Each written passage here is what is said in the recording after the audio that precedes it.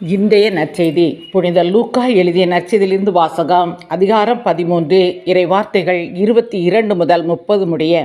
இயேசு நகர்கள் ஊர்கள் தோறும் கற்பித்து கொண்டே எருசலேமை நோக்கி பயணம் செய்தார். அப்பொழுது ஒருவர் அவரிடம், ஆண்டவரே, மீட்பு பெறுவோர் சிலர் மட்டும்தானா என்று கேட்டார். அதற்கு அவர் அவர்களிடம் கூறியது, இடுக்கமான வாயில் வழியாக நுழைய வருந்தி முயலுங்கள்.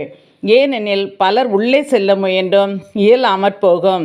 வீட்டு உரிமையாளரே, எழுந்து கதவை திறந்துவிடும் என்று கேட்பீர்கள். அவரோ, நீங்கள் எங்கிருந்து வந்தவர்கள் என எனக்கு தெரியாது என பதில் கூறுவார்.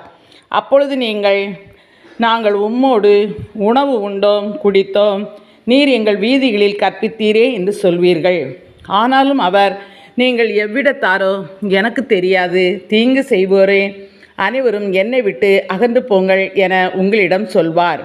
ஆபிரகாமும் ஈசாக்கும் யாக்கோபும் இறைவாக்கினர் யாவரும் இறையாட்சிக்கு உட்பட்டிருப்பதையும் நீங்கள் புறம்பே தள்ளப்பட்டிருப்பதையும் பார்க்கும்போது அழுது அங்கலாய்ப்பீர்கள்.